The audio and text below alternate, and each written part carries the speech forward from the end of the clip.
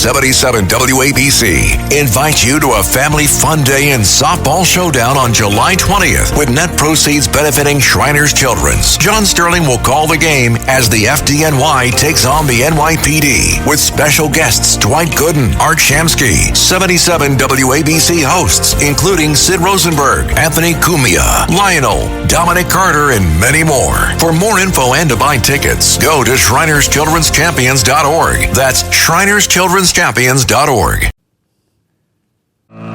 left versus the right. Entertaining and informative. On the Red Apple Podcast Network.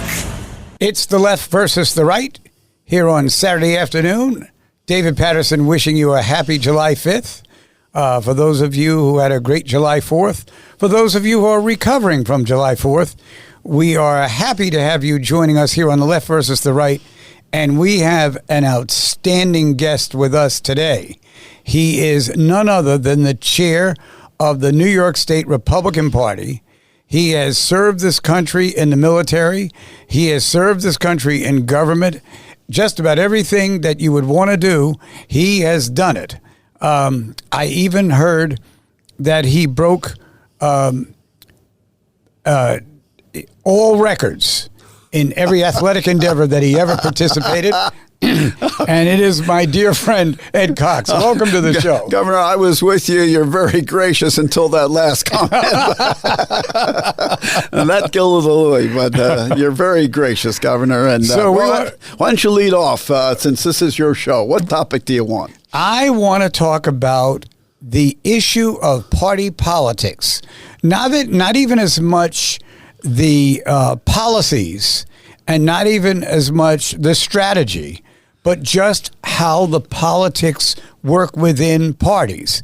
Right now, the Democratic Party is really going through a certain upheaval to the point where there are three candidates who have called themselves Democrats in the past running against each other for mayor.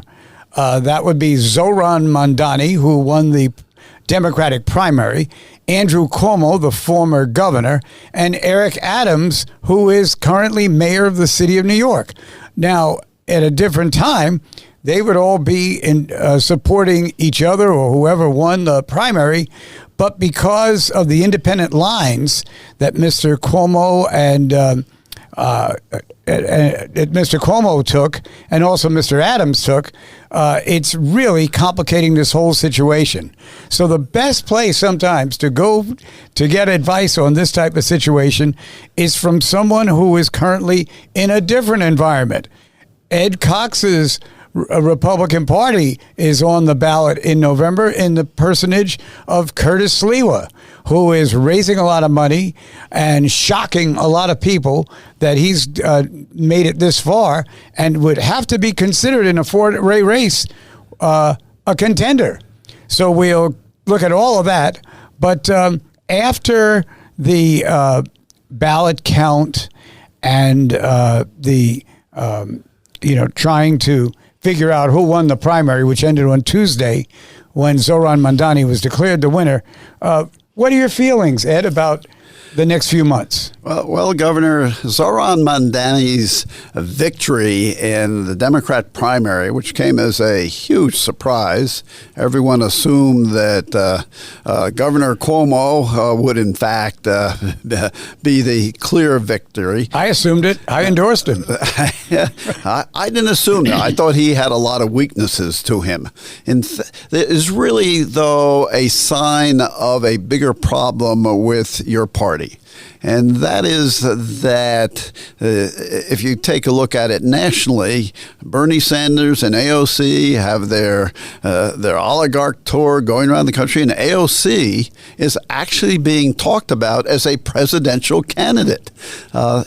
What it says is that the leaders of the party, and I'm talking for 16 years, the leaders of the party starting in 07 and 08 were Nancy Pelosi,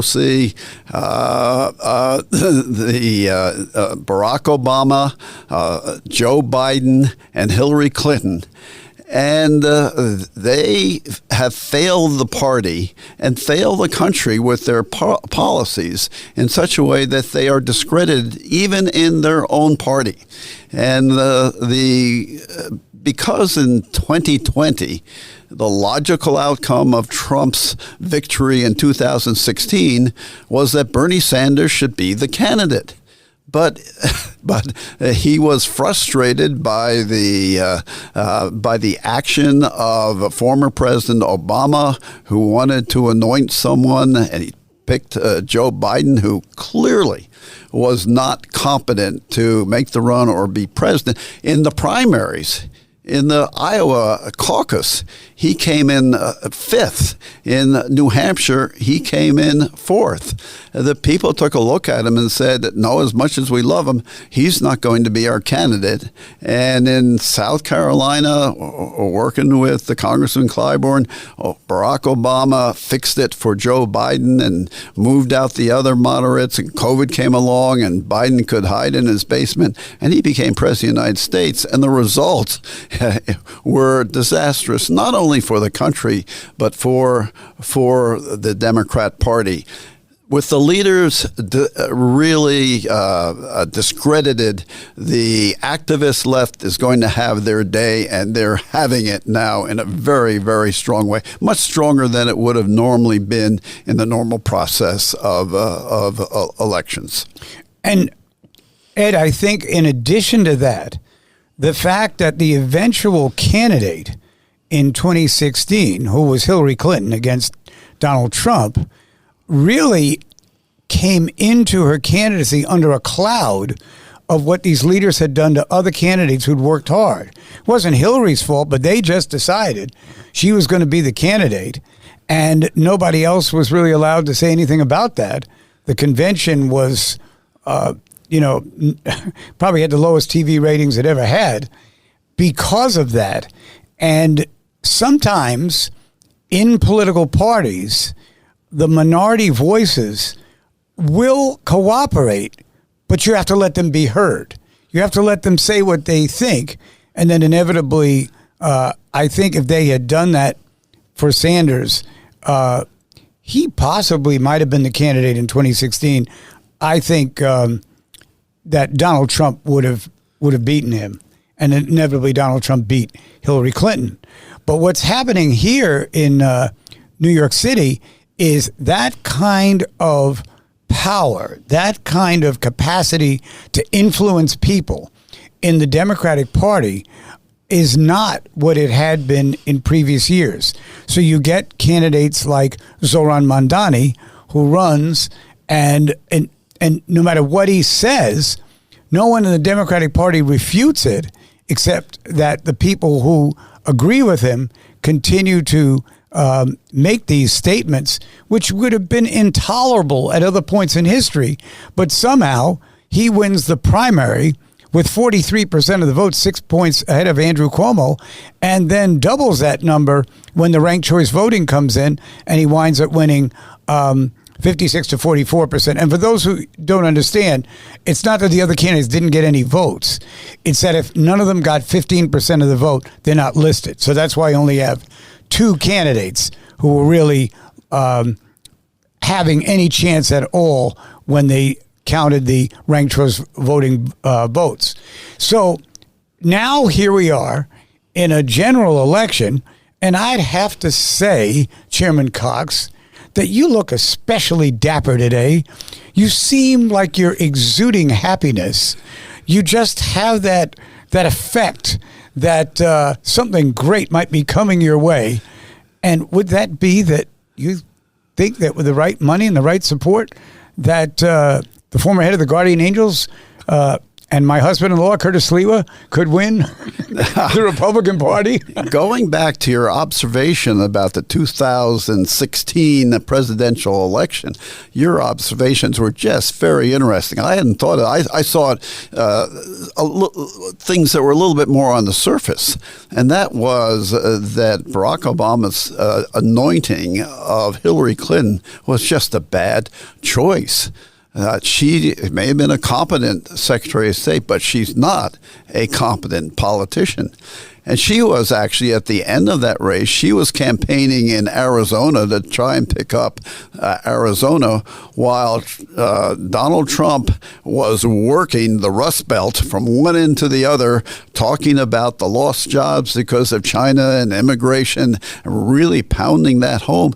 And that blue wall that she was counting on just crumbled. And Trump, to everyone's surprise, including his own President Donald Trump's own surprise, he won. He was focusing with the right message in the right place. And I could say the same about Zoran Mondani in the primary. While Andrew Cuomo was focusing on his name and not really getting into it, there was no theme, no vision in what he was talking about, and he was cruising to a victory as far as he was concerned. Mondani was focusing on the problem of expensive living here in New York, that the rent was too damn high, if you will. Yes. And young people who were feeling the affordability problem very acutely, they registered for the first time and came out to vote for him in droves. And this is, of course, the young people in the Democratic Party. He hit the right message at the right time. In fact, Andrew Cuomo did make it clear and was gracious enough to observe that he had the right theme and Andrew Cuomo did not. And Andrew Cuomo is a very bright man. He's got a great sense of humor. He's a real student of politics, and he can talk to you about that for one straight hour without interruption. He has that ability. But when it came to the campaign, he didn't go to any of the events, really, except for the ones that you had to go to get the matching funds from campaign finance. He didn't really speak at those events, I think, with the same passion that I've seen him exhibit before. I think, as people said, he kind of thought he had it in the bag. He didn't come into the race until he was sure he was going to win, because he didn't want to run against Eric Adams, and he made that clear. But I think, like many of us, he is right now somewhere in stunned disbelief that this has actually happened. But the reason that it happened is that the party has, in some ways, not opened itself to new voices as much as new voices have forced themselves on the old voices. And that's always a struggle in political parties or just organizations where the people who have done it for years are now challenged by the people who think that their ideas are obsolete and want to do something different.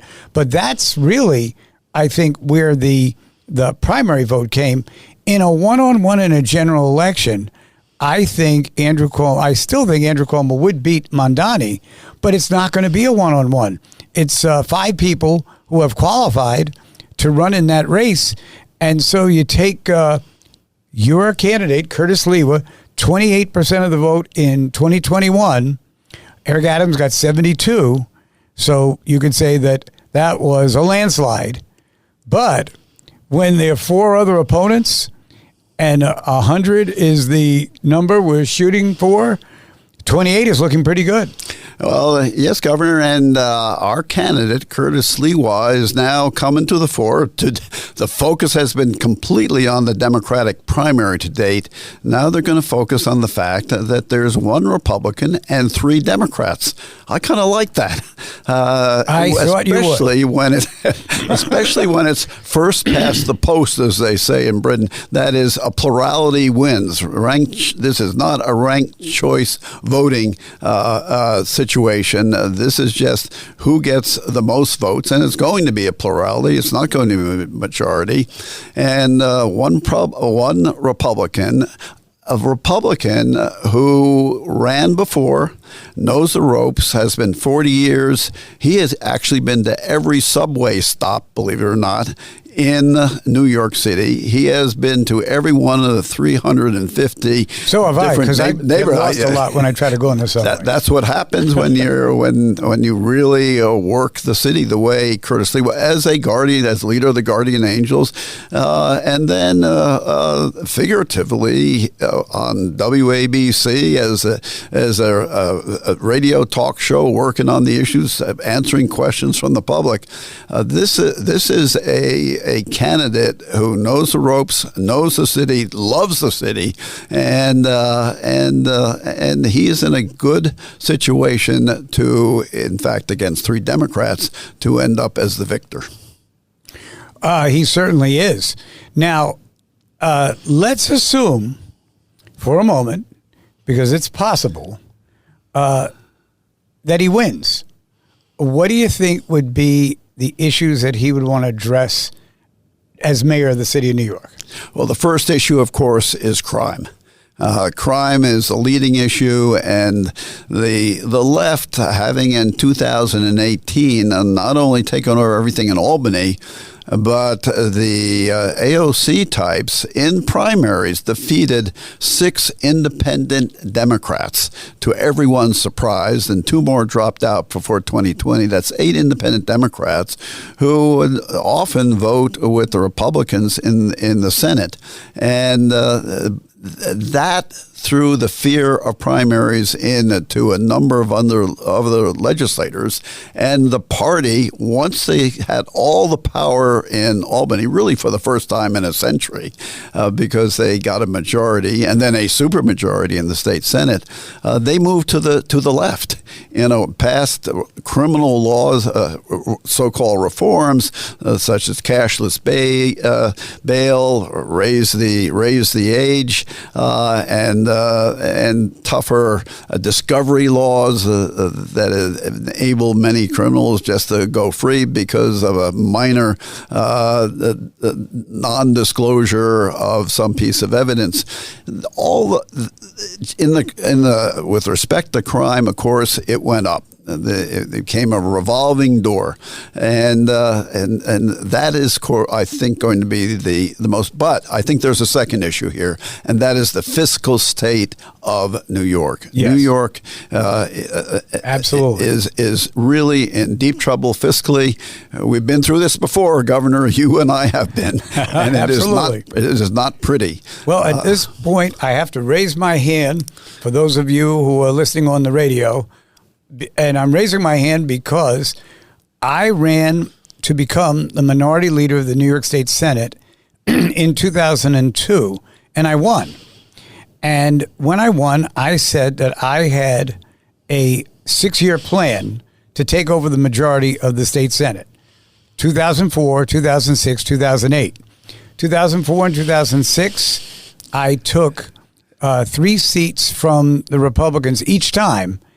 And then in 2008, I was now governor, and that's when we got the majority in both of the houses, and that's when I should have retired from politics. Because, civil wars are the most difficult, and once a certain number of Democrats got into the Senate, it really became even left of the Assembly, who, a lot of times, had these votes and that kind of thing. And so I have to take responsibility for a lot of that happening. I was wondering who was responsible for that. Now, we're going to take a break here on the left versus the right with our wonderful guest, the distinguished chair of the Republican Party, Ed Cox. We'll be back in just a moment. The left versus the right on the Red Apple Podcast Network.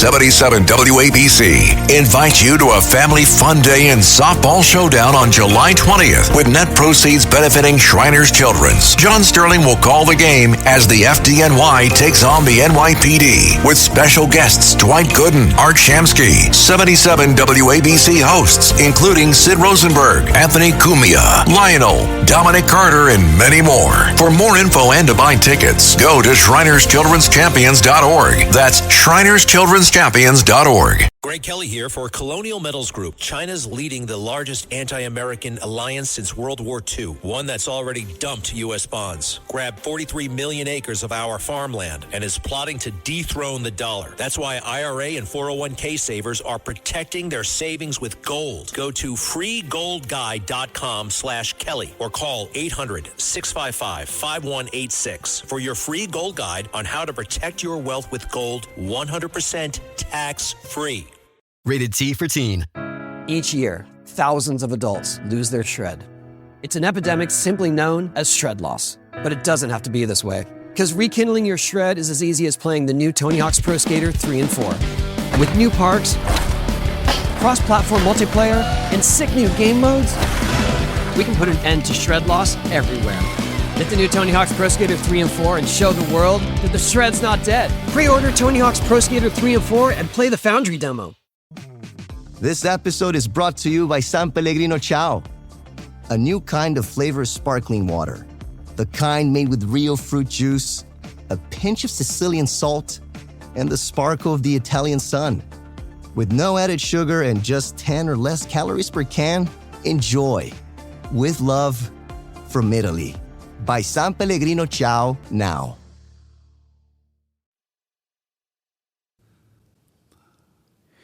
The left versus the right. Entertaining and informative. On the Red Apple Podcast Network. We're back with the left versus the right. And if you tuned in thinking it was going to be WWE wrestling today, that's not what we do here. We try to engage in conversations about what's better for our city and our state, and really to try and support those who work hard for that, to try to achieve that goal, and those who sometimes perhaps veer to a different ideology that doesn't help our overall society. And our guest is the legendary Ed Cox, the chair of the New York State Republican Party.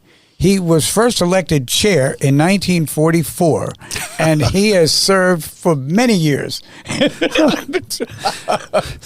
And by the way, a very dear friend of my father. That is true. He and I served on the Commission on Judicial Nomination, which had a very tedious voting process that took hours, and he and I just talked about New York politics and other things. And I have to say, you had a remarkable, remarkable father. Yes, he was just an amazing person. And when I think about him, he had the quickest wit. There was a situation where my brother had borrowed some money from me. And, you know, we're teenagers, and he wouldn't give it back. And so I waited till my father was around, and I said, so when are you going to give me that money back? We're going back and forth. And he's got his newspaper up like he's not going to get involved. Finally, my brother pounds the table. You'll get it back when I give it back to you. My father pulls the newspaper down and says, hey, Dan, did you speak to him that way when you were borrowing the money? It was just what an amazing thing. That beautifully done. That is exactly your father. You know, with people that we've lost over time, there are these few memories that you have, and you just love to recount them. And we're talking this afternoon about the aftermath of the Democratic primary, ranked choice voting, that the numbers came in on Tuesday, and here we are on Saturday talking about it. And we'll have this segment with the chairman, and then we're going to have a final segment, which we'll tell you about a little later. But Ed, I have to actually counter that story with a story about my father-in-law. In 1968, I was dating Tricia, and I was I dated her since 1963, and I was with the Nixon family in the 68 convention. And I was sitting next to the future president, Nixon, watching Spiro Agnew show up for his first press gaggle after he was announced as the vice president. Right. And here I am, a young guy just out of college, and watching him. He then turns and says, "Eddie, what do you think of him?" What he says. So I said something that was obvious about Sir. I said, "Well, he's got presence." And yes, right. So then the presidential candidate puts on his jacket and he goes downstairs and he hits the press gaggle and all the press is all over. "What do you think about your vice presidential candidate, Mr. Nixon?" And he says, "Well, he's got presence." And I got to watch what I say. Yes, but this was your first foray into political consulting. I hadn't thought of it that way. That is tremendous. So, do you think that the voters necessarily that the real race is going to be in the general election? Probably 5% of the voters who were eligible voted in the primary, somewhere between 5 and 10%. That's not a lot of people. And certainly with the type of media exposure this campaign will have, because just like in the primary, these candidates are running commercials every 5 minutes on television and radio commercials as well. The question is, will their messages get to the voters, or will there just be a collision of self-aggrandizing commercials that don't necessarily move the needle? Governor, I think it depends on whether the commercials really touch what the voters of New York are interested in, and whether it brings them out. Now, of course, I think the left and far left of the party is much more stirred up now.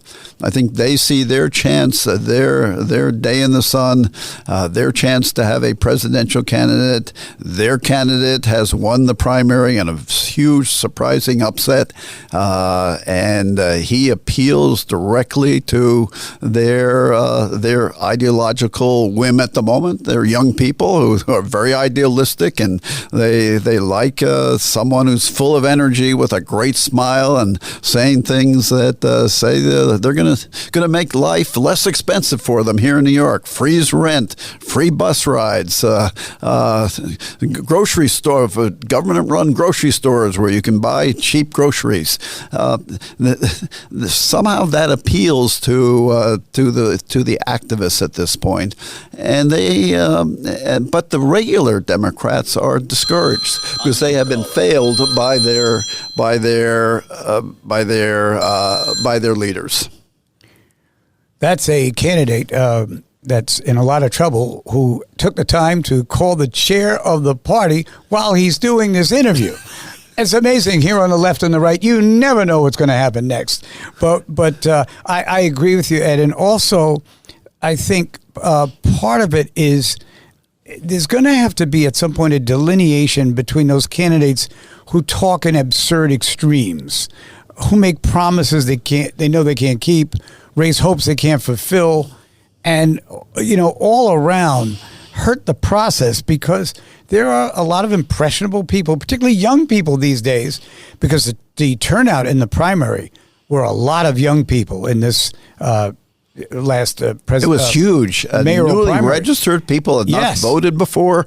That is a tremendous accomplishment of Zoran Mandami. Yes. The fact that he was able to get them registered and get them to the polls. That here in a primary in New York City, that's a huge political accomplishment. And yet, you don't want these young minds to become polluted by this idea that you just wish for things and they just happen. What you're really looking for are candidates who can bring workable and sensible solutions to crime, drug abuse, unemployment, underemployment, poor and inadequate healthcare facilities, an educational system that probably needs to be reexamined from top to bottom. And those are the issues that might escape them because they are reacting to the energy as opposed to the substance. No, I agree with that. And because our party has been less disturbed by this tumult, I think our candidate, Beyond Crime, is going to be presenting those kinds of solutions. Not that they will necessarily grab the people, grab the voters, because he'll say other things that are intended to do that. But I think it's very important for our side to put forward those kinds of common sense solutions to the problems of New York City. Well, he has done quite well as a talk show host on the radio. He's had a distinguished career, and he, has hung in there after 2021. I even cracked that joke about him once when we were doing the show at Cat's Roundtable when somebody asked me, what would it take for Curtis to win? And I said, an earthquake, and he's the only survivor. And by the way, he was on this show 2 weeks ago and reminded me that he has remembered that I said that. Well, Rudy Giuliani, of course, lost his first run for mayor.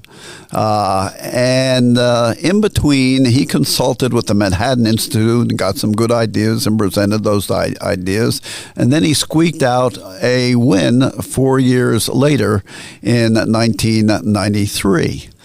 Curtis Lewa, I say, he has gone to the Manhattan Institute and he is going to visit with the Citizens Budget Commission, but he has really, in the interim between his loss and his present run for mayor, he has educated himself by talking on talk radio, WABC, answering the questions of the voters directly and hearing what their concerns are. Maybe that's better than the Manhattan Institute in the end. And in the end, for all the candidates, that might be the best way to reach the public, is when they call in and either criticize you or ask you to amplify on what statements you made before.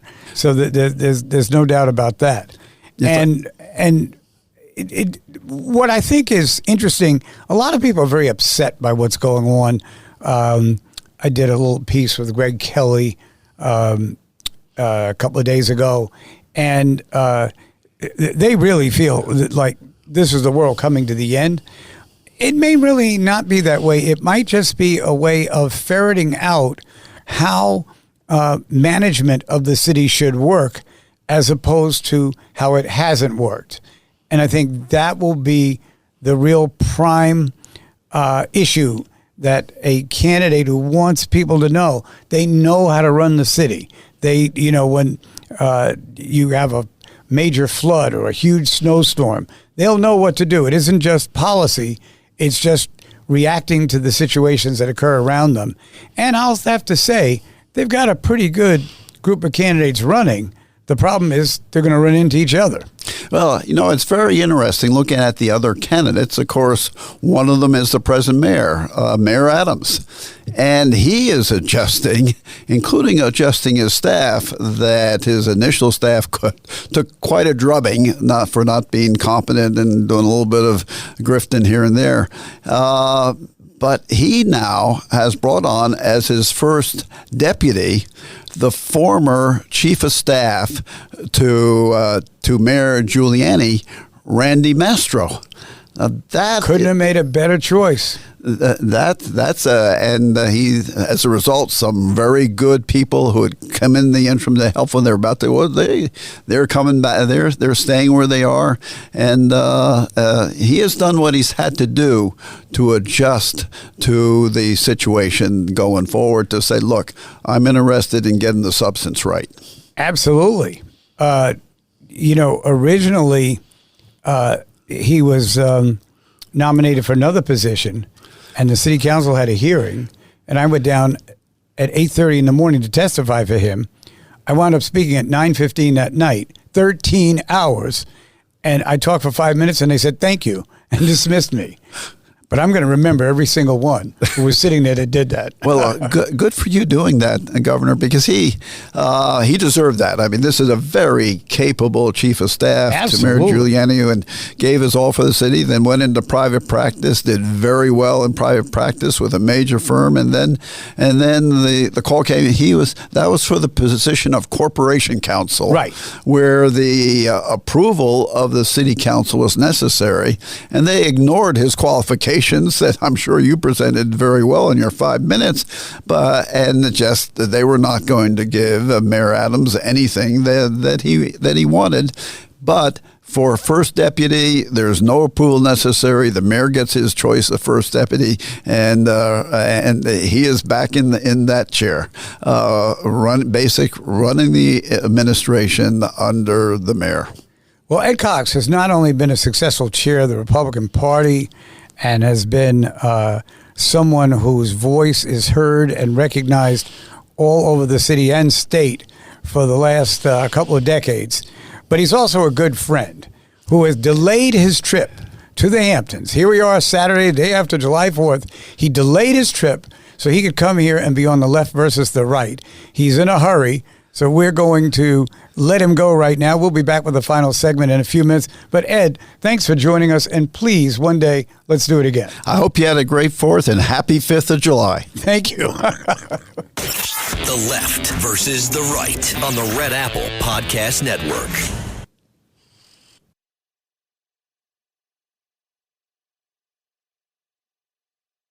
My cat Freddie loves to be brushed and cuddled. But stirring up his cat allergens meant sneezing and itchy eyes. Then I found Purina One Live Clear. It's cat food that reduced the major allergen and my suffering in as little as 21 days. Now, we feel closer than ever. If you have issues with cat allergens, you really need to try Purina One Live Clear.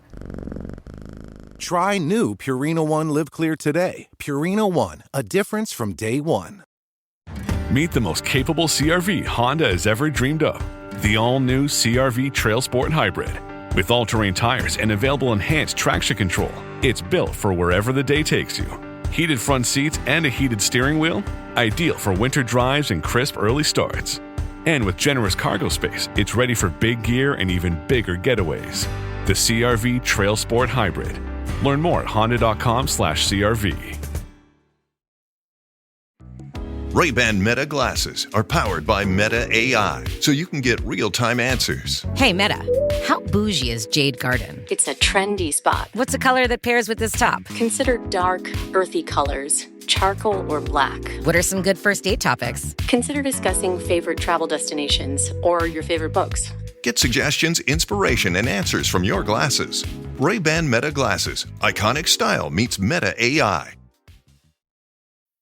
This episode is brought to you by Dogfish Head Craft Brewery. The Grateful Dead and Dogfish Head have gotten the band back together with the release of Grateful Dead Juicy Pale Ale, a light-bodied pale ale brewed with sustainable Kernza grains, granola, and heaps of good karma for a refreshing brew that's music to your taste buds. Available nationwide. Visit dogfish.com to find Grateful Dead Juicy Pale Ale in your neck of the woods. Dogfish Head Craft Brewery is located in Milton, Delaware. Please drink responsibly.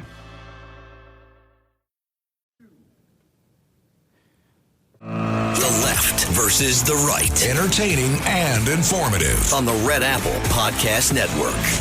Back on the Left versus the Right, the guest that I've interviewed more than any other on this show, just because he's so brilliant, also because he's available, is James Flippin, WABC's own James Flippin. You hear him in the middle of the night, then the middle of the afternoon. You never know when he's going to pop up.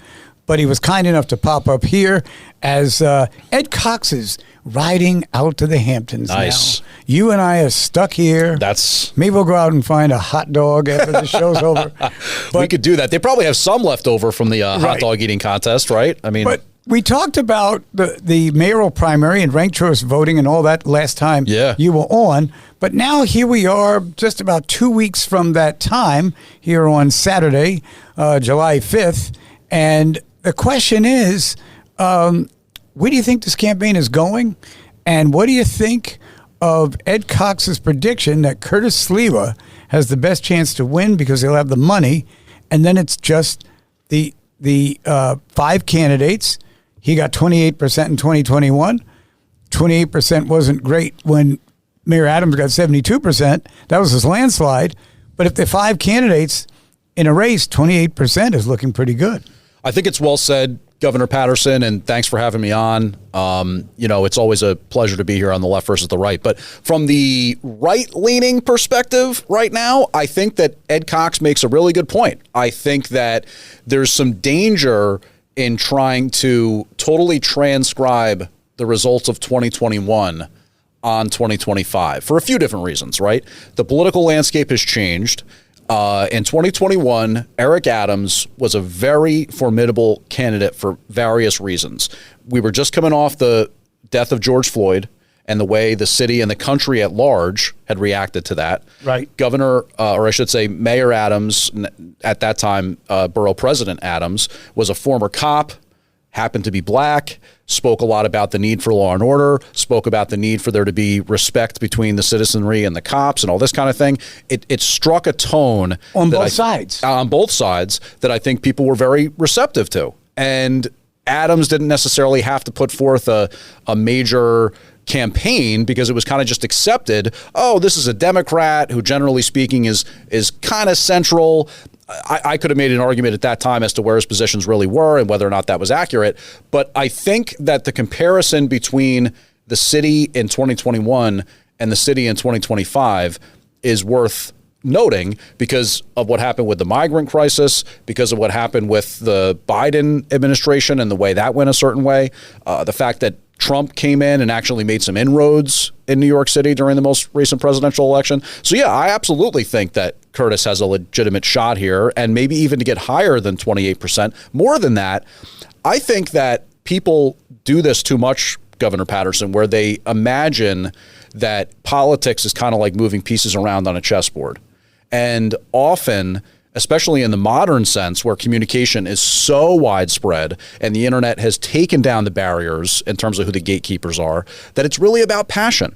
Who are the voters going to be passionate about? No question that the people very far left of center, or maybe even just left of center, have passion for Mamdani right now. Who do the people that are on the right or right of center have passion for? I'm not buying it that it's Adams or a Cuomo or Jim Walden or whatever. I'm not buying it. So if you really want to get a passionate coalition behind people who are generally right of center, it's Curtis Sliwa. You've laid out a pathway that can be followed and with significant resources, which our previous guest, Ed Cox, assured me that Curtis will have. All right. I hope that's true. That could make for a very interesting situation. I actually did the morning show yesterday with Curtis, and so I got to hear it from Curtis himself, how he thinks he can make this work. But you kind of hit on a point that I'd really like you to expand on a little bit, and it is that the enthusiasm minus philosophy can be a problem. So in other words, when you have a candidate that will not say that the state of Israel is a religious state, it's a Jewish state. Now, it would seem to me, when I meet people and they tell me they're from France, I don't tell them, no, you're really not from France, because France is not really a country, but somehow, just as even in reverse, sometimes as Donald Trump has said things after you heard what you said, you thought he was done forever. The way he talked about John McCain in his military service in 2016 or 2015, and then he ran in 2016, it was horrible. But when it came time to vote, people actually don't seem to get too involved with the dialogue of the candidates as much as they think about themselves. Am I going to have affordable housing? Is someone fighting drugs in the street so I can walk them safely? Is there going to be enough employment in the city at that particular time? Will there be better housing options? An educational system that probably needs to be rearranged from the top bottom. I wonder if those issues quietly present themselves in a race like this where you wouldn't otherwise think that because of all of the voices. Yeah, it's a really good point, a really good suggestion, one that I obviously don't know the answer to, or else I'd be running to... Yes, you do, James. That's why I brought you in here. I'd be running to Polymarket. No. I'd be running to Polymarket to say who I think I'd put some shekels down on who I think's going to win. But no, I think that your point is intriguing in this respect, right? There's so many voices right now. We're going to have the three independents, the Democrat, the Republican, even more so than ever, I think, those party affiliations, they sort of matter, but they sort of don't, right? Like the overwhelming prevailing advantage that Zohran Mamdani has is that the Democrat thing is next to his name. So we know the majority of voters that just go in there and say, boom, bing, bang, I vote for the Democrat. That's all there is to it. Obviously, that's going to benefit Mamdani. But with there being so many names on the ballot, and with the way that people now, I think you're right, look to themselves and try to decide which of these candidates matches up with the way I feel about certain issues, it's fascinating to think that maybe there will be one core issue that drives it. It happened last time, right? It was kind of a law and order election. And people said, okay, I want reform within the police department, but I also want there to be a police department. That was the guy, Adams, kind of landed that coalition. I've got to say, James, in retrospect, Adams was a perfect candidate. He really was. He was law enforcement. Especially for the time. And he criticized the Biden administration for sending migrants in here. None of the other candidates did that. He had a background in civil rights issues. Like you said, we were just a year away from George Floyd at that particular time. He checked all the boxes and was rewarded by New York voters for it. I wonder, though, you know how sometimes somebody can really raise your hopes and then a couple of things happen and you just wonder if the magic is still there. One of the things that's not gotten a lot of ink, a lot of airtime in the upcoming mayoral election, and maybe it won't necessarily matter that much, especially because of the inroads and the progress that the Trump White House has made in terms of securing the border and even ongoing deportation things. The migrant issue, maybe that's not going to be as much of a talking point in this mayoral election as it otherwise would have been. But if it is, there's one particular name that jumps out as the guy who's really going to separate himself, and that is Curtis Sliwa. For example, Adams, I gave him many, many opportunities, Governor. I understand that he's been on this more kind of conservative bend lately, but during the time, even when he was under investigation, even when he was facing indictment, I routinely would ask the City Hall spokesperson I'd be in touch with, will Mayor Adams rebuke the concept of sanctuary city? Can we get him to come out and say that sanctuary city stinks? Can we get him to do that? And he wouldn't do it. And for sure, Cuomo isn't going to do that. And I have my doubts. I'm not even really sure, I guess, on what Jim Walden is going to say. Definitely Mamdani, is going to be a fan of the sanctuary city idea. So the one guy that could plausibly stand apart as the anti-sanctuary city candidate would be Curtis Sliwa. Now, at the front of my comments, I said that migrant crisis thing has been tapering off a bit, but it never really was a New York City issue. It was always a theoretical thing. It was always the ultimate puff my chest out and virtue signal. We care about immigrants here in New York. And then something happened that made it actually matter to people living here. Whether or not that comes to the fore as a big-time campaign issue, I don't know. But I will say this, and this is a critical point. I've talked to Curtis Sliwa about this before, and he'll say, well, Mayor Ed Cox signed a statement decree, a consent decree, and it's a sanctuary city, and there's nothing you can do about it. That's not what the voters want to hear, Curtis. That is not what conservative voters want to hear. They want to hear about what you're going to do to stop it from being a sanctuary city. So if there's anything that he can do to separate the wheat from the chaff, it's taking a conservative position on that. And by the way, on behalf of Ed Cox, he's very happy for the promotion you just gave him. And but the Ed Koch. Sorry. Ed Koch. Got it. Okay. Sorry. Ed Koch, not Ed Cox. But what do you? The last time we talked, the last time I had the benefit of talking to you during this time, we talked about the man who I endorsed, Andrew Cuomo. Right. What happened to him? Well, I mean, look, I think that the one thing you really can't pull off anymore is this concept of hiding and thinking that you're going to win a primary. So Cuomo had this big lead in the polls, so they said.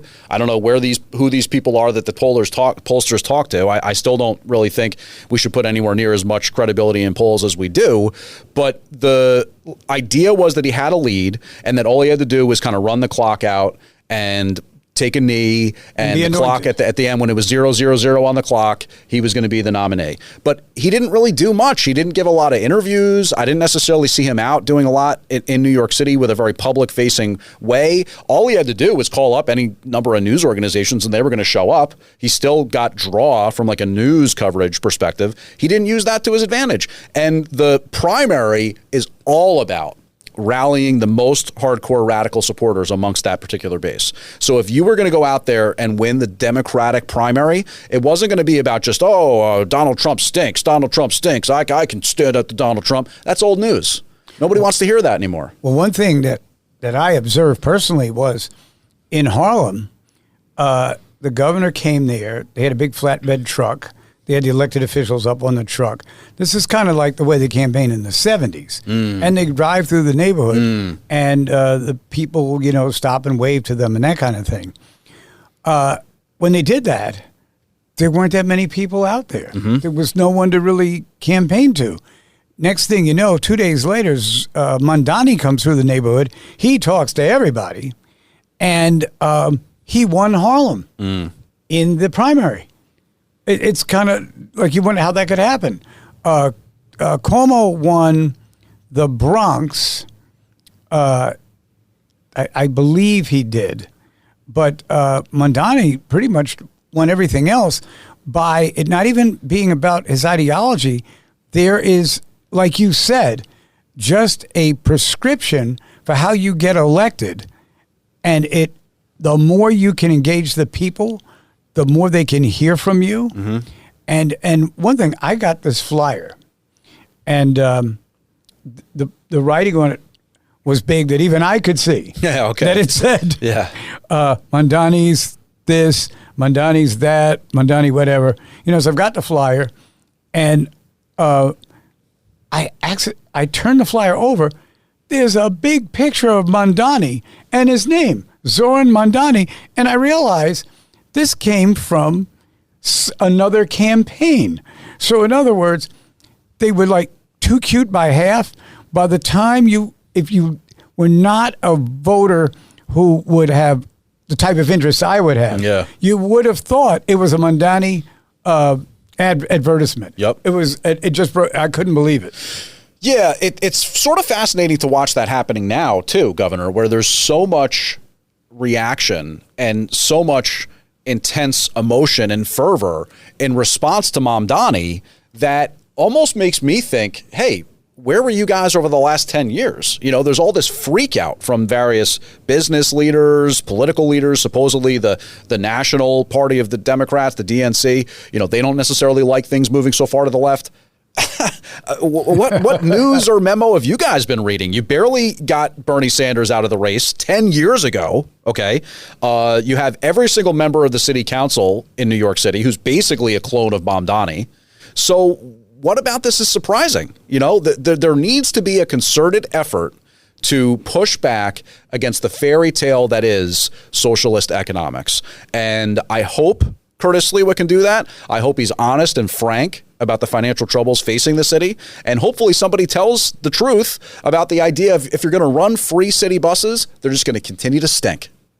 That's all. Exactly. Things that are free are bad. Bad. That's mostly true when it comes to free. I mean, that is such an obvious situation. The subways included, the Metro North, I guess. Right. That's not even in New York City. You get what you pay for. He's got a plan to shut it down. Our guest today has been James Flippin, the man who can show up anywhere when you need him. instantaneously. Have microphone will travel. I don't know how he does it, but he is a most valued guest here on the Left versus the Right. Thanks, Governor. And James, thanks for coming in. Thank you, and happy July 4th. And happy July 4th, and now we're on July 5th. I hope you enjoy the rest of the weekend. You too. Because I know I will. Thank you very much, everybody. See you next week on the Left versus the Right. Thanks for listening to The Left versus the Right. You can hear The Left versus the Right Saturday afternoons at 4. If you like the podcast, share it with your friends and listen anytime at WABCRadio.com and download the WABC Radio app. Hit that subscribe button on all major podcast platforms. Plus, follow WABC on social on Instagram, TikTok, Facebook, and X. See you next time for a new episode so you never have to wonder. What the heck is going on here? 77 WABC invites you to a family fun day and softball showdown on July 20th with net proceeds benefiting Shriners Children's. John Sterling will call the game as the FDNY takes on the NYPD with special guests Dwight Gooden, Art Shamsky, 77 WABC hosts including Sid Rosenberg, Anthony Cumia, Lionel, Dominic Carter, and many more. For more info and to buy tickets, go to ShrinersChildren'sChampions.org. That's ShrinersChildren'sChampions.org.